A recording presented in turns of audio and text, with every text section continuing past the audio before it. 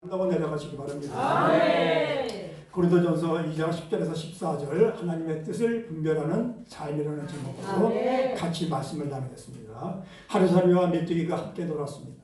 그런데 해가 지면 메뚜기가 하루살이한테 얘기해.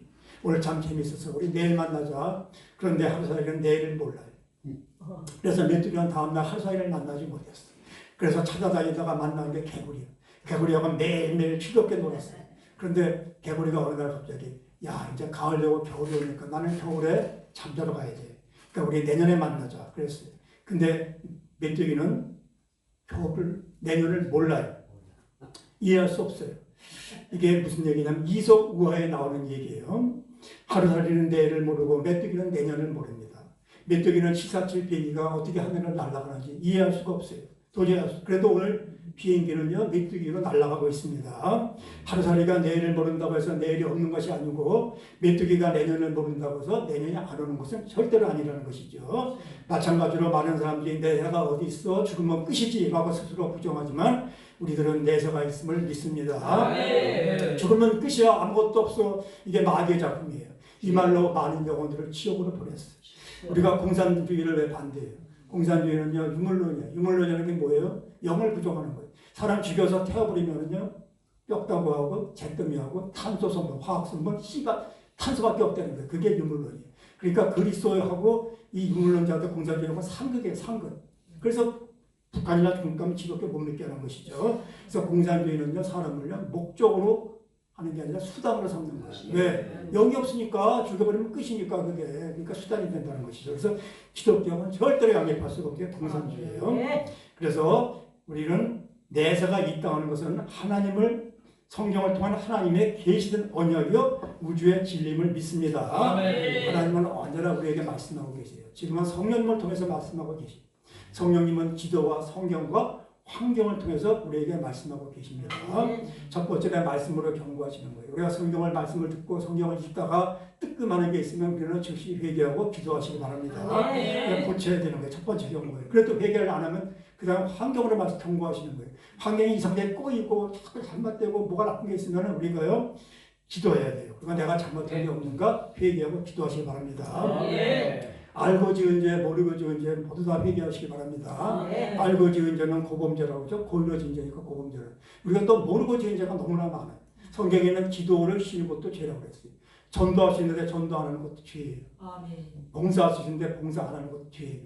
우리가 복음을 받는 걸 왜 복음 받아요? 복음을 전하려고 받은 거예요. 전하려고 받았는데 복음을 전하지 않으면 그건 복음 횡령죄에 해당되는 거예요. 왜? 우리는 복음의 빚진 자이기 때문에 그래요. 그래서 우리는 무조건 다 그냥 알고 지은 죄, 모르고 지은 죄 다 회개하시기 바랍니다. 그래도 안 되면 그 마지막으로 그때는 우상을 제거해버려요. 이때가 되면 전부 신학자가 막 다 그냥 막 그때는 신학 난리가 나는 거예요. 그 우상이 물질일 수도 있고 자식일 수도 있고 명예일 수도 있고 또 뭐에 건강일 수도 있어요. 골로새서 3장 5절에 탐심은 우상 숭배라고 했어요. 우리는 하나님과의 친밀한 사랑의 관계를 통해서 하나님의 음성을 듣는 법이에요. 우리가 하나님의 음성을 들으려면 무조건 듣는 게 아니라 하나님과의 관계가 좋아야 돼요. 하나님의 관계가 듣고 순종하고 사랑의 관계가 돼야 하나님은 분별력이 있다는 거죠. 그래서 하나님 뜻대로 순종하시기 바랍니다. 하나님은 우리에게 독특한 방법으로 말씀하시는 거예요. 하나님 우리한테 말씀하실 때가 우리의 인생과 생각을 그분께로 조정할 시간이라는 것을 믿으시기 바랍니다. 그래서 하나님은 우리에게 사명을 주시기를 원해요. 그래서 그 사명에 걸맞는 인격을 개발시키는 거예요. 인격이 개발 먼저 어떻게 해야 돼요? 특히 주의 종들은 인격이 개발돼요. 그리고 우리의 삶에 개입하신다는 거죠. 소명은 뭡니까? 소명은 우리가 하나님 부르시는 거예요. 우리가 누구의 것이냐? 우리의 누구 것이냐? 소명. 콜링 부르다. Whose am I? 우리가 누구의 것이냐? 사명은 그 소명을 우리의 삶에서 실천하는 거예요. 구체적인 거예요. 그게 사명이에요. 사명은 우리가 누구냐? Who am I? 우리가 누구냐? 소명은 우리가 누구의 것이냐? 사명은 우리가 누구냐? 그래서 우리의 사명과 소명을 깨닫는 것이 겸손한 삶을 믿으시기 바랍니다. 그래서 여기 계신 분들 모두 기도하면서 하나님의 음성을 들을 수 있는 분별력을 받을 수 있기를 주님의 이름으로 축원합니다. 그래서 이런 관계가 없고 실천 충족을 안 하면서 하나님 음성 듣는다 그러면 그 대부분이 내 생각이든지 아니면 사탄의 음성일 수가 있는 거예요. 그러니까 우리가 그런 분별을 가질 수 있기를 기도해야 됩니다. 그래서 성령님의 사역은 믿는 자들에게 영적 진리를 계시하시는 것이 계시는 사람의 지혜로는 알 수 없는 것을 하나님이 스스로 가르쳐서 알게 하시는 것이죠. 하나님이 인간에게 스스로를 드러내보는 것을 계시라고. 요한복음 14장 26절에 성령님이 내가 너에게 말한 모든 것을 생각나게 하리라. 아멘. 하나님이요 성령님의 가르쳐주지 않으면 우리는 하나님 말씀 이해할 수 없는 거예요. 아무리 지식이 많고 박사학위 몇 개 갖고 있어도 성령 받지 못하면 이걸 이해 못하는 거예요. 그래서 청년 때 이해가 안 됐어요. 신약은 이해가 되는데 구약은 도저히 이해할 수 없었어요. 아무리 내가 내 머리로 이걸 이해하려고 해도 던졌다. 교회 들락날락. 구약 성경 도저히 이게 말도 안 된다. 도저히 안 되는 거예요. 어느 날 성령님이 오시니까 이게 이해가 되고 너무나 재밌어요. 너무 재밌어. 그러니까 너무나 얼마나 재밌는지 몰라. 신학교 갔는데 내가 신학교를 늦게 갔어요. 55세에 신학교 갔다니까. 그러니까 한 30년 만에 가방 들고 가다 앞에 앉아서 맨 앞에 듣는데 얼마나 재밌고 그러니까 목사님들 그 성경들도 너무나 재밌는 거예요. 젊었을 때 그게 없었는데 그렇더라고요. 그래서 진리는 우리가 발견하는 게 아니라 내가 발견하려고 그렇게 노력했는데 안 돼. 하나님이 계시하는 것입니다. 성령님이 우리에게 진리를 계시할 때 우리는 바로 하나님을 만나는 것입니다. 문제는 하나님의 영이 하나님 말씀을 통해서 우리에게 말씀을 가서 우리가 뭘 하느냐가 중요해요. 순종으로 잡져가면 길이 보이고 불순종하려고 마음먹으면 핑계가 보인다는 것이에요. 불순종은 아모스 8장 11절에 여호와의 말씀을 듣지 못한 기갈로 우리를 빠뜨린다는 거예요. 말씀은요 우리가 샘물과 같다는 거예요. 항상 시원한 물을 닫고 우리 목마를 때 마실 수가 있는 게 말씀인데 그걸 안 마실 수 없으면 그냥 기갈로 빠진다는 것이죠. 그래서 예수님은 누가복음 8장 5절에서 15절에 씨 뿌리는 자의 비율로 말씀하고 계세요. 좋은 땅에 떨어진 씨는 하나님의 말씀을 듣고 자기의 인도를 결실하는 자를 말하는 거예요. 8장 18절에 하나님의 말씀을 듣고도 그것을 적용해서 열매 맺는 생활을 하지 못하면 당신이 가지고 있다고 생각하는 것마저 잃어버리게 될 것이다. 이렇게 경고하고 있습니다. 그래서 베테는 이런 중요한 유명한 말을 남겼어요. 아는 것만으로는 충분하지 않다. 적용해야 한다. 원하는 것만으로는 충분하지 않다. 실천해야 한다. 우리가 작은 일에 충성하지 않으면 하나님은 당신에게 큰 임무를 맡기지 않는 거예요. 빈센트 반 고흐가 이 사람은 위대한 일은 작은 것이 모여서 이루어진다. 그게 뭐냐면 겨자씨예요. 처음부터 거창한 거 하려면 안 되는 거예요. 처음부터 거창한 거 하면 항상 작은 것부터 시작. 그러니까 작은 일에 우리가 충성할 줄 알아야 돼요. 여호수아는 모세의 시종이었어요. 시종이 뭐예요? 잔이라는 사람이에요. 근데 거기에 충성하니까 어떻게 돼요? 크게 쓰임받고 후계자가 된 거죠. 여호수아가. 그래서 작은 일들은 항상 하나님이 원하는 인격을 키워나가는 거예요. 우리가 작은 일은 아이라 작은 일 이거 뭐 나는 큰 거, 나는 하나님 종이 큰 거 이게 아니에요. 작은 일에 충성할 때 하나님은 기뻐하신다는 거죠. 그래서 우리는요 하나님이 주신 것을 기뻐해야 되지만 사실은요 하나님 자신을 즐거워해야 된다는 거예요. 오늘 집회를 통해서 하나님 자신을 즐거워하시기 바랍니다. 소열의 문답 1조에 하나님을 영화롭게 하고 그분을 즐거워하라. 하나님을 즐거워. 이게 우리가 하나님을 즐거워하는 거예요. 골로새서 3장 23절에 무슨 일을 하든지 마음을 다하여 주께 하듯하고 사람에게 하듯 하지 말라. 아멘. 무슨 일을 하든지 그러면요 그것이 주께 하듯 하는 거예요. 주께 하듯. 집에서 설거지를 하고 청소하고 그 주께 하듯 하는 거예요. 누가 해도 주께 하듯 하는 거예요. 스펜서 존슨이 지금 누가 내 치질을 옮겼을까 그 책에 보면요 지혜로운 노인이 세상에서 가장 소중한 선물을 줬어요. 선물이라는 영어로 프레젠트예요. 프레젠트는 똑같은 말이 현재라는 뜻이에요. 현재가 프레젠트가 현재고 선물이라는 뜻이 있어요. 그러니까 가장 중요한 선물이 뭐예요? 과거도 아니고 미래도 아니고 현재. 지금의 가장 중요한 선물이에요. 그래서 과거에 내가 양년에 뭐 이거 다 소용없어요. 현재가 가장 중요한 선물인데 이 선물은 다 공평히 다 줬어. 그 현재를 우리가 어떻게 보내느냐가 중요한 거지 다 공평하게 주셨다는 것이죠. 그래서 신앙생활은 늘 현재예요. 현재.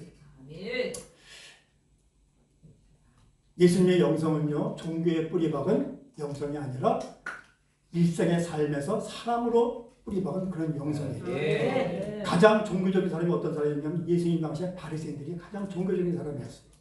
바리새인들은 그래서 자기들이 가장 경건하다고 착각을 했어요.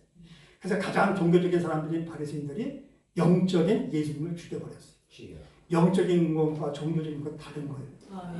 종교적인 것, 영적인 신앙생활과 종교생활은 다른 거예요. 종교생활은 우리가 교회 안에서 종교행위만 열심히 하는 게 종교생활. 신앙생활은 교회생활, 가정생활, 사회생활 다 하는 게 신앙생활이에요. 신앙생활 하시기 바랍니다. 한국 사람들은요 종교생활은 잘하는데 신앙생활이 약하기 때문에 밖에서 우리가 욕먹는 거예요. 목사님들이 자꾸 교회 안에서만 강조하다 보니까 왜? 교회를 키워야 되니까. 당장 그게 급한 거니까. 자꾸 막 강조하다 보니까 그냥 11조하고 이거는 열심히 해. 우리나라 사람 잘하는 사람 없어요. 한국 사람도 잘하는 사람 없어. 세계 가보세요. 어디 가보. 아니 안 해. 참. 근데 문제는 세상에 나가서 그렇게 열심히 안 한다는 거예요. 그래서 우리 욕먹는 거예요. 그리스도가 우리의 주인임을 믿는다면 우리가 절대 하지 말아야 하는 게 염려예요. 염려, 근심, 걱정은 하면 안 되는 거예요. 우리가. 예. 하나님, 내가 내 인생의 주인이라고 생각하니까 염려, 근심, 걱정이 있는 거예요. 하나님 없이 살도록 길들여진 인간이 자신의 문제를 자신이 해결하도록 길들여졌기 때문에 염려가 있는 거예요. 내가 해결하려고 내가 처리하려고 하니까 염려가 된다는 거죠. 성경이 말하는 죄는 내가 하나님 자리에 앉아서 하나님을 끌어내리고 내가 내 인생 끌고 나가겠다는 거죠. 아멘. 그리고 그런 내 안에 그런 능력이 있다고 믿는 것. 그게 염려예요. 그래서 믿는 걸 맡기는 거라고 그랬죠. 트러스트라고 그랬죠. 믿는 게 맡기는 거예요. 모든 염려, 근심, 걱정은 하나님께 맡기시기 바랍니다. 히브리어로 배우다는 게 라마드고 가르치다라는 게 리메드예요. 그런데 이게 의미는 똑같아요. 같은 뜻이에요. 배우는 가르치는. 우리가 목사님들 여기서 가르치려면 배워야 돼요. 아멘. 가르치는 게 배우는 거라니까. 아멘. 교회에서 가르쳐보세요. 내가 배워요. 아멘. 또 배워야 가르칠 수 있어. 같은 말이에요. 그게 같은 말이에요. 말씀을 통해서 하나님과 가까이 하면 내가 있는 곳이 적과 꿀이 흐르는 땅이 되는 줄 믿으시기 바랍니다. 아멘. 하나님의 은혜가 임하면 고난이 은총이 되고 삶이 깊어집니다. 야곱은 하나님의 은총을 입고 이름이 이스라엘로 바뀌었어요. 이스라엘은 하나님을 이겼다는 거죠. 하나님이 져주신 거예요. 아멘. 나는 야곱이야, 나는 죄인이다라는 고백을 할 때 하나님이 용서하실 줄 믿습니다. 아멘. 야복강 사건은 야곱의 신앙의 정체성을 회복한 사건이에요. 아멘. 신앙의 야복강에 있는 사람은 복 있는 사람을 믿으시기 바랍니다. 아멘. 자기의 모습을 직시하고 자기를 부인할 때 하나님이 우리의 부족함을 채우시고 저 주시는 줄 믿으시기 바랍니다. 아멘. 이런 야복강의 은혜가 모든 계신분들에게 자주 일어나기를 축복합니다. 아멘. 야곱을 하나님의 사랑을 바꾸기 위해서 씨름하는 모습으로 오신 하나님, 이러한 복이 있기를 주님의 이름으로 축복합니다. 아멘. 우리는 예수님을 지적으로 고상하게 믿는 게 아니에요. 기도하면서 울고 찬양하고 율동하고 이렇게 믿는 거예요. 근데 그거를 이제 싫어하는 사람들이 많아. 왜 이렇게 촌스럽고 경박스럽고 시끄러워? 어떤 사람이냐? 자유주의 신앙 믿는 사람들. 자유주의 신앙. 자유주의 신앙. 그래서 제가 옛날에 장로교 다닐 때 조용하더라고. 찬양도 한 10분 전에 시작하더라고. 순복음 갔더니 얼마나 시끄러운지 몰라. 한 30분 전부터 30분 되면 찬양이 나와서 율동하고 그게 맞더라고 나한테는. 또 끝나고 장로가 싹 가. 순복 끝나면 가는 사람이 없어. 왜 사람 다 있어. 그냥 어떤 사람은 막 이런 사람이. 근데 촌스러운 게 아니에요. 그게 자기 각자 그게 다 달라. 뭐 결국 또 따질 필요도 없어. 네가 만든 게 별도 아니야. 다 다르니까. 그래서 이 자유주의 신학자도 어떤 사람은 지성을 중요해요. 지성. 그래서 옛날에 저도 그랬어요. 아니 지성도 하나님이 주신 건데 왜 하고 엉뚱한 소리 해. 그러니까 지성을 잘 인정을 안 해요. 제가 연세대 연합신학대학원 교수가 쓴 책을 보니까 출애굽을 어떻게 산 그런 자유주의 신학이라고 내가 보니까 출애굽을 어떻게 해석을 찾지 이렇게 듣고 다 보지도 못했어. 그냥 사가지고 이거 어떻게 읽어? 이 말 듣고 책을 뭐라고 이렇게 보니까 출애굽은 바다가 갈라져서 온 게 아니라는 거예요. 수십 년 수백 년 걸쳐서 옛날에 갈대바지였는데 족장별로 그게 조금씩 늪지대 건너서 온 것이라 그렇게 풀더라고요. 자유주의 신학이에요. 연세대 연합신학. 그래서 이 기적을 인정하자. 그런데 중요한 건요. 인간의 지성은 영성에 의해서 통제받아야 돼요. 아멘. 이게 중요해요. 아멘. 우리가 인간의 지성이 중요하다고 했는데 인간의 지성이 뭐 했어요? 유대인 600만 명 죽였어요. 독일 사람들이 지성에 있는 사람들이 우리가 최고 좋으니까 저걸 다 죽여 600만 죽였어요. 1차 대전, 2차 대전 일으켜서 수천만 명 죽인 게 인간의 지성이니까. 인간의 지성은 항상 영성에 의해서 통제받아야 되는 믿으시기 바랍니다. 아멘. 우리는 하나님 존재케 믿는 게 아니라 하나님께서 울며 불며 매달리고 통곡하고 부르짖고 부르짖는다는 울다라는 뜻이 있어요. 영어로 cry요. 영어 성경에 나와 있어요. 부르짖다 하면 목소리 큰 것도 부르짖지만 울다는 뜻이니까 울부짖다. 울고 부르짖고 눈물 곰곰 흘릴 때 매달릴 때 하나님의 은총이 임할 줄 믿습니다. 아멘. 사도 바울은요 키가 작고 대머리였어요. 매부리코였어요. 말도 어눌해. 질병도 있어요. 뭐가 암과 질환인지 간질병인지 이런 사람들. 근데 하나님 왜 그런 사람을 쓰셨을까? 성경 반 썼어요. 이 형님 뭐 어떻게 생겨서 썼으면 좋은데 하나님 이런 사람도 썼어요. 키도 작고 얼굴 볼품이었어. 예수님도요 그렇게 훌륭하게 잘생긴 분이 아니라고요. 복음서에는 전혀 안 나와 예수님 면모에 대해서. 근데 구약 성경 보면 뭐라고 나와요? 고운 모습도 없고 풍채도 없고 큰 발바도 없지 아름다움도 없어. 예수님도 풍채는 그 카톨릭에서 성화 그린 거 멋지게 이렇게 안 돼. 그거는 우리 안 돼. 그거는 그렇게 뭔가 그려놓으면 안 돼요. 기독교는 이 땅의 것을 추구하다가 이 땅의 것으로 보상받고 이 땅에서 행복하게 장수하는 게 목표가 아닙니다. 아멘. 그건요, 천국보다 여기가 좋으니까 여기서 오래 살게 해주시고 하나님 필요 없으니까 다시는 하나님 앞에 나오지 말라 이렇게 비는 거예요. 그거는 골로새서 3장 2절에 위의 것을 생각하고 땅의 것을 구하지 말라. 아멘. 탐욕을 줄이라. 탐심은 우상 숭배니라. 아멘. 하늘의 것은 보이지도 않아. 땅의 것을 배쳐지게 먹자. 천국은 나중에 뭘 빨리 가려고 그래. 나중에 가고 일로 와. 내 별것도 줄게. 복채가 두둑히네. 기독교가 이런 무당종교가 되면 안 된다는 거예요. 아멘. 할렐루야. 아멘. 이 땅에서 아무것도 없어도 하나님으로 인해서 기뻐하시는 자로 지혜자가 축원합니다. 아멘. 이게 하박국서 3장 17절에서 18절. 제가 안 읽어요. 목사님 다 아시는 거니까 안 읽어요. 시간상. 세상의 기준과 잣대로 하나님 사역에 성공할 실패를 나누면 안 된다는 거예요. 아멘. 목회 성공, 목회 실패를 자꾸 세상 기준 잣대로 해가지고 그렇게 하면 안 된다는 거예요. 아멘. 성령님은 우리에게 나타나셔서 우리에게 어떤 신비한 세계를 보여주시고 체험시켜주는 분이 아니라 우리의 고집불통 세계관, 가치관을 깨서 붕괴시키고 내 자아를 깨고 다른 신앙관을 세워주시는 분이라는 거예요. 아멘. 예수님이 왜 우리 생애에 필요했고 예수님이 우리에게 어떤 것을 주셨는지 내 소원만 들어주는 게 아니라 내 고집, 내 집착, 내 중독을 성령님이 깨버리시는 거예요. 아멘. 하나님 있는데 왜 이렇게 어려운 일이 많이 생겨? 그거 당연한 거예요. 잘 담고 있는 거예요. 그게. 하나님이 이걸 깨고 있는 거예요. 그런 경험들을 알려주신 분이 성령입니다. 아멘. 자기가 누구인지 자기의 문서를 정확히 아는 것이 지혜예요. 지혜라는 거냐 내 문서를 정확히 아는 거예요. 성경에서 자기의 문서를 제일 정확히 아는 사람이 세례 요한이에요. 성숙한 삶이라는 게 뭡니까? 성숙한 삶이라는 것은 할 수 없는 것이 있다는 걸 알아야 돼요. 아멘. 할 수 있어도 우리가 하지 말아야 되는 걸 아는 삶이 성숙한 삶이에요. 아멘. 악연 윤석열 대통령만 생각하면 왜 이런 말씀을 모르나? 답답해. 응? 그러니까 성숙하지가 못해서 그래요. 인내하지 못해서 그래요. 하나님 제가 구해야 할 것이 무엇인지 알게 하시고 구하지 말아야 할 것이 무엇인지 분별할 수 있는 지혜를 주시옵소서라고 기도하시는 겁니다. 윤석열 대통령이 제발 좀 주일날 이렇게 몽산에서 저 김장한 목사님 같은 원로 목사님 초대해서 예배드리면서 이런 말씀 좀 들으시고 이런 기도하고 그리고 은혜 받고 그러면 가난하잖아. 안 그러잖아. 응? 정말 안타깝고 내가 약할 때가 강할 때고 내가 강할 때가 약할 때라는 사도 바울의 그 고백을 좀 듣기 들었으면 이런 일이 없잖아요. 내가 강할 때가 그 약할 때예요. 내가 약할 때 그때가 강할 때인데 내가 강할 때가 강한 줄 알고 그냥 할 수 없는 게 그냥 있는 걸 모르고 그냥 하면 되는 줄 알고 그냥 따가 무슨 꼴이에요 지금 이게 무슨 꼴이야. 응? 대통령에서 그냥 감옥에 들어가 있습니다. 성령 충만한 사람은 모든 일이 잘 풀리는 사람이 아니라 때로는 힘겨운 상황 속에서도 바른 세계관을 형성하며 예수님을 알아가고 바른 선택을 하며 성숙한 자를 만들어내는 사람이 성령 충만한 사람입니다. 그래서 모든 사람은 다 믿음을 갖고 있어요. 무신론자들 믿음이 있는 거예요. 하나님 어떤 믿는 거예요? 무신론자들이냐면 믿는 거예요. 사람들.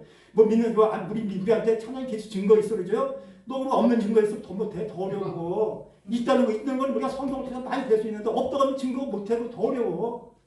더 어려워요. 없는 거 증거가 더 어려운 거예요. 훨씬. 근데 그 사람은 믿음이 있어서 그런 거예요. 믿음과. 무신론자들. 그래서 힘들 때 자기 영성이 드러나는 거예요. 인생의 골리앗이 나타날 때 비로소 자기의 영성이 드러나요. 다윗의 시간이 있어야 골리앗의 시간이 있는 거예요. 크로노스의 시간이 있어야 카이로스의 시간이 있어요. 우리의 인생의 물결이 변할 때는요. 내 영성이 드러나지가 않아요.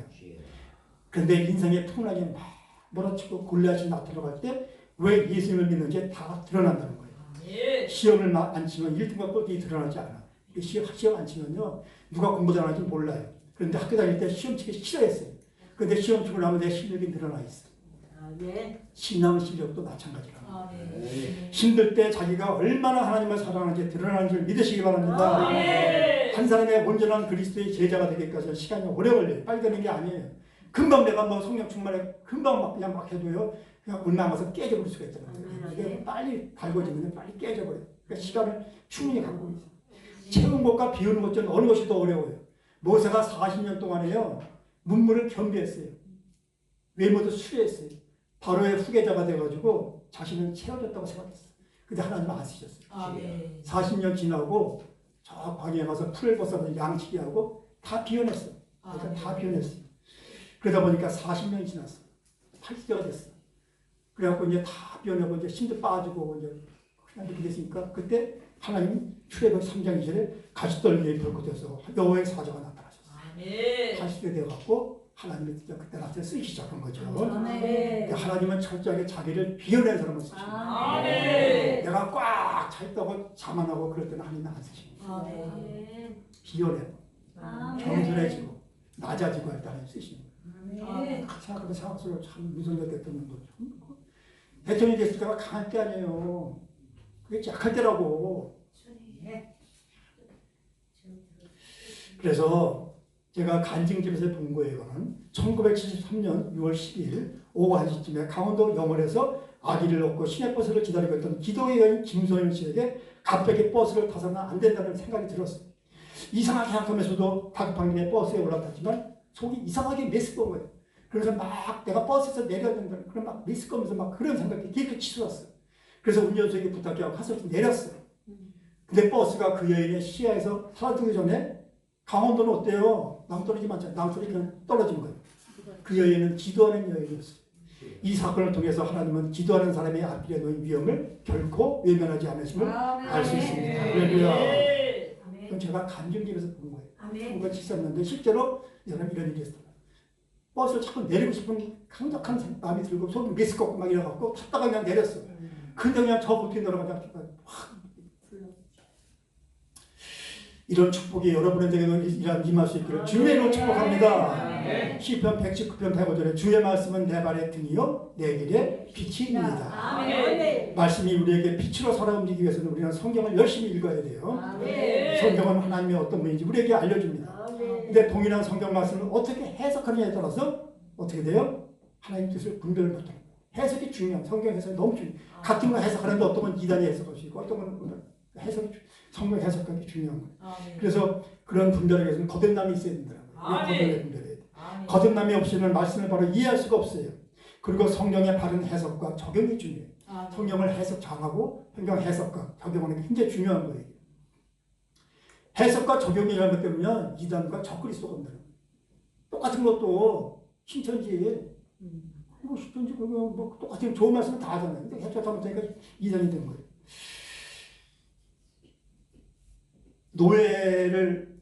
노예 상인들이 노예를 했잖아요. 그 그리스도인들이 미국과 영국의 노예 상인들, 그 사람들 성경 말씀 따른 거예요. 또 노아의 세 아들 함과 셈과 야벳. 노아는 뭐라고 했어요?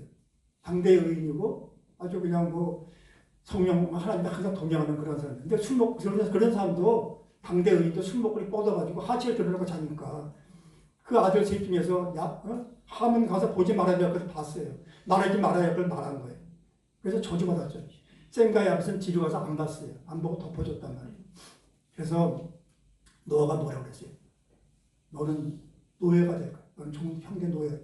그 말 따라 성경 말씀 따라서 이 사람들 양심이 하나도 없었어. 아프리카 가서 막 잡아다가 노예를 쓰면서 성경 말씀이 있는 거 아니야. 너희들은 내 종이야. 하면서 너는 그까 막 갖다 잡아 한 성경 말씀. 그런데 나중에는 이제 그거 이제 잘못됐구나 하고 해방하시겠지만 수백 년간 그렇게 부려먹은 거예요. 그 기독교인들이에요. 주일날 항상 11조 그렇게 경건한 사람들이에요. 미국에. 그런데 가서 노예 그렇게 부리면서 하나도 그 사람들은 양심의 가책이 없었다는 거죠. 나치스도 그래. 나치스도 십자가 달고 싸운 사람들이에요. 하나님 우리하고 동행한다. 해석하기 나름이에요. 십자가 달고. 하다못해 임진왜란 때 쳐들어온 소서행정 권희씨 기독교 신자였어요. 이거 달고 왔어. 이거 달고. 십자가 달고 쳐들어왔다니까.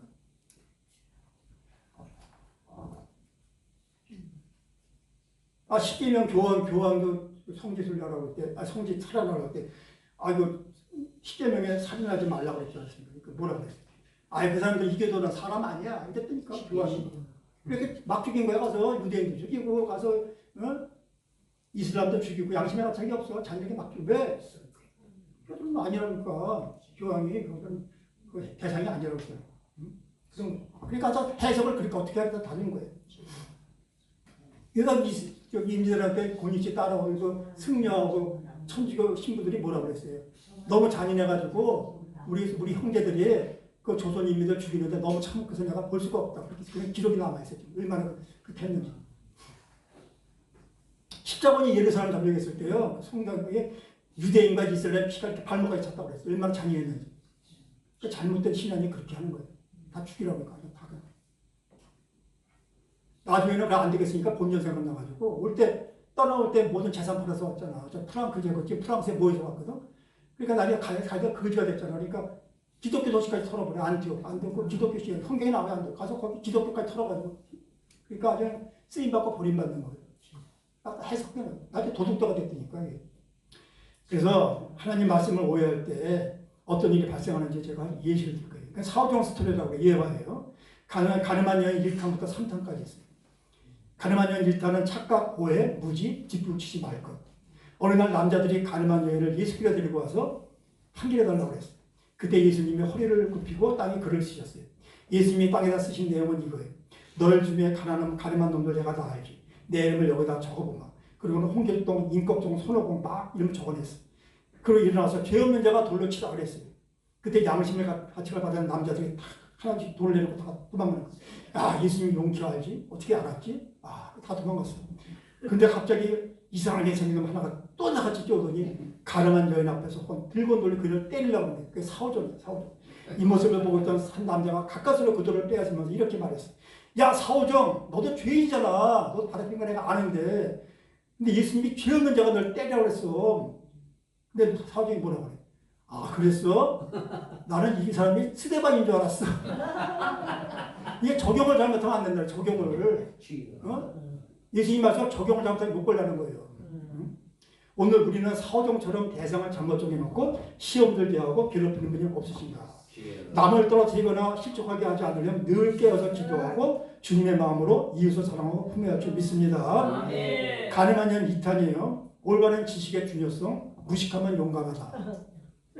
무식하면 용감해요. 어떤 사람들이 가늠한 여인을 예수님께 가져왔어. 이때 예수님은 죄 없는 자가 돌로 치라고 그랬어요. 그러자 다들 양심의 가책을 받아갖고 돌을 버리고 떠날 준비를 하고 있는 거예요. 근데 넌 쏠려같이 한 놈이 그냥 예수님을 향해서 예수님을 돌 던지는 거야. 사람 놀라가지고 그냥 가만히 있었고 이번에도 사오중에 또 왜 사오중에 이거 죄 없는 자가 돌 던지는데 갑자기 이런 거 앞에 예수님을 돌 던지니까 사람들이 기가 막혀 물었어. 야, 사오정 너는 왜 죄 없는 예수님께 돌 던져 그랬더니 사오정이 그랬어? 나는 죄 없는 자를 돌로 치라고 그런 줄 알았는데 말을 성경 말씀 잘못 받은 거예요. 죄 없는 자가 죄 없는 자를 때렸다 이래가지고 그냥 사오정이가 돌 던진 거예요. 이런 무지와 착각과 오해로 말귀를 못 알아들고 사고치는 사람들이 교회 안에 종종 있다는 거예요. 교회 안에서 이렇게 말귀 못 알아듣고 말씀 제대로 못 알아듣고 사고치는 사람들이 있다는 거예요. 무식하면 용감하다는 거예요. 무식하면 용감해. 무식한 채 용감하지 않은 사람들이 교회에 얼마나 누가 되는 거예요. 이런 사람들이 세상에 나가서요 교회를 똥칠하는 거예요. 용감하면 좋은 줄 알고 제대로 알지 못하면서 창세기에 하나님 말씀을 변개했잖아요. 변개해서 선악과 먹게 했잖아요. 뱀이 와가지고 말씀을 살짝 바꿨어요. 하와를 꼬셨다고 변개해서 이런 뱀처럼 이런 사람들 갖다 마귀의 밥이 돼. 이런 사람들 마귀한테 밥이 돼갖고 엉뚱한 돼갖고 누가 된다는 거예요. 성경은 로마서 10장 2절에 이스라엘 백성들이 하나님께 열심은 있으나 올바른 지식을 따른 것이 아니다. 이렇게 그러니까 이단이 열심히 얼마나 많아. 이단들이 우리보다 열심히 훨씬 많아요. 그 사람들 11조도 헌금도 많이 내고 그 사람들은 헌금도 많이 내고 그 사람들이 열심히 많아. 근데 그게 올바른 지식이 아니라는 거죠. 그래서 참 지식을 기초로 한 열심과 헌신이 계속 넘쳐나기를 주님으로 축복합니다. 그래서 텍스트에서 콘텍스트를 보라. 텍스트가 본문이에요. 성경 본문에서 콘텍스트를 보라는 콘텍스트. 왜 영어를 쓰냐 너는. 근데 이거 영어 한국말로 하면 굉장히 많아. 문맥, 배경, 역사, 상황 한 10가지가 돼. 그러니까 그냥 무제한적인 콘텍스트가 왜란 말이에요. 뭐 한국말로 하면 뜻이 많으니까 그럼 영어 쓴다가 뭐라고 그러면 안 돼. 그냥 콘텍스트라고 해. 항상 우리가 본문에서 문맥을 해. 콘텍스트를. 한 손에는 성경, 한 손에는 신문 이런 말이 있어요. 한 손에는 성경이 있는데 한 손에 신문을 들고 그걸 잘 맞춰서 신문을 맞춰서 말씀을 전하라는 거예요. 또 성경만 알면 성경도 모른다는 거예요. 나는 성경만 오르지 않아. 성경만 열심히 백독했어. 이거요 성경도 몰라. 동시대의 문화와 콘텍스트를 알아야 된다는 거예요. 역사도 알고 다 알아야지. 무조건 난 성경 외에는 나는 몰라. 한때 이단. 해석이 이상하게 해석은 이상하게 아까 말씀드렸잖아. 이상하게 해석. 동시대의 문화와 역사를 알아 성경을 올바로 이해할 줄 믿습니다. 로마서는 믿음을 강조하잖아요. 갈라디아서. 근데 야고보서 보세요. 야고보서는 뭘 강조해? 행위를 강조한다고. 내가 초신자 때 이거 무지하게 헷갈렸어요. 로마서 갈라디아 바울 소식만 전부 믿음이에요. 행위는 안 돼. 믿음으로 구원받고 다 믿음으로 다 해. 근데 야고보서 보면 예수님 동생 야고보서 보면 행위가 나와요. 거기는 헷갈리는 거예요. 누구한테 물어봐도 교회에서 잘 대답을 안 해줘. 신학을 하고 나니까 아 그랬구나. 이게 콘텍스트구나. 대상이 다른 거예요. 대상이. 아멘. 그냥 율법을 지켜야만 구원받는다고 사람 유대인들이 하도 그러니까 바울이 갈라디아 로마서에서 아니야 율법 지키니까 믿음으로 되는 거야 강조한 거고 야고보서는 유대인들이 이제 나 믿음으로 구원받았어 그거 아무것도 안 해. 그러니까 그런 사람을 대상으로 해가지고 믿음으로 구원받으면 안 돼. 너가 행위가 있어야 돼 행위가. 아멘. 그런 콘텍스트가 아멘. 그래서 내가 탁 깨진 거야. 그래서 교회 다닐 때는 누구도 그렇게 쉽게 설명을 안 해줘. 콘텍스트 말도 그냥 믿어. 네가 믿음이 부족하니까 그런 거야. 이렇게만 하니까 젊은 나이에 그렇게 이해가 가냐고. 뭐야 어떤 거야. 이건 뭐 믿음이 중요해. 행위가 중요해. 어떤 사람은 행위, 어떤 사람은 믿음. 그랬다니까. 누구도 설명을 안 해준 거야. 근데 아주 쉬워. 간단해. 근데 간단한 거 이렇게 알고 나면 간단한데 이게 어렵더라고. 그래서 율법을 초신자한테 헷갈린다는 거예요. 성경을 쓴 대상이 달라요. 대상이. 콘텍스트를 알아야지. 그냥 성경만 읽으니까 그게 여기서 이런 말 저런 말 하니까 헷갈린다고. 그래서 율법을 지켜야만 천국 간다는 유대인들에게 쓴 것이 로마서이고 예수 믿고 구원받은 유대인들이 믿음으로 구원받았으니까 이제 아무것도 안 하고 있어도 행위를 강조한 게 야고보서라는 거예요. 이게 콘텍스트예요. 3세기 때 교부 중에서 금욕주의자 오리겐이라고 있어요. 오리겐이었어요. 오리겐. 유명한 사람. 이 사람은요. 마태복음 19장 12절 말씀 듣고 은혜 받았어요. 어미의 태로부터 고자된 사람도 있고 사람이 만든 고자도 있고 천국을 위하여 스스로 된 고자도 있도다. 이 말을 받은 자는 받을지어다. 이 말 다 보고 은혜 받아가지고 자기가 잘랐어. 모르게 했을 거야. 뭐라고 그래? 천국을 위하여 스스로 된 고자도 있도다. 이 말을 받은 자는 받을지어다. 잘랐다니까. 고자 됐다니까. 그래서 이게 오리겐 학파들은 눈 파내고 손 자르고 뭐 장애인이야. 맞는 거예요. 말씀이 있잖아. 내 성경이 쉬운 게 아니에요. 글자 그대로 받아들일 때가 있고 예수님은 비유를 말씀하셨잖아요. 아멘. 은유법, 풍유법, 또 어떤 건 영적으로 해요. 그러니까 다양해. 아멘. 그러니까 기독교는 공부하는 종교예요. 아멘. 무식하면 용감하게 돼요. 공부하는 정말로. 이단들이 그런 사람 데려다가 이단이 가르쳐가지고 이단들이 얼마나 용감하냐 말이에요. 자, 가늠한 여의 3탄 마지막으로 함부로 예수님 자리에 앉아서 타인을 정죄하지 말라는 거. 이번에도 예수님이 죄 없는 자가 돌로 치라고 그랬어요. 그래서 다들 양심의 가책을 받아갖고 돌을 버리고 떠나지기로 하는데 갑자기 또 그중 한 사람이 열내서 막 돌을 던지는 거예요. 그래서 사람들이 누군가 싶어서 가만히 보니까 역시 사오정이야 또. 기가 차고 사람들이 물었어. 야 사오정 너 죄 없냐? 왜 돌 던졌어? 너도 죄인이잖아. 사오정 말 뭐라고 그래? 나는 예수님이 대리인이다. 이처럼 예수님 대리인 노릇하면서 남을 헐뜯고 정죄하고 비난하는 사람들이 교회에 적지 않다는 거예요. 자기가 예수님이냐고. 예수님 대리인이냐고. 마치 자기가 예수님이라도 된 듯이 예수님이 서야 할 자리에 대신 섰어. 그리고 예수님 받아야 할 영광을 자기가 가르치는 거예요. 오늘 말씀 가르치는 영적 지도자 중에서도 이런 죄를 짓는 사람이 있다는 거예요. 하나님은요 교회에서 사람이 하나님의 영광을 가르치는 걸 아주 싫어하신다. 특히 영적 지도자는 그걸 알아요. 말로는 뭐 하지만 실제로 보면 자기가 영광을 가르친다. 그래서 우리는 주님의 영광을 위해서 주님을 위해서라는 민영에 죄짓는 일이 있어서는 안 됩니다. 그런 축복이 여기 계신 모든 분들에게 임하시기를 주님의 이름으로 축복합니다. 찬양하면서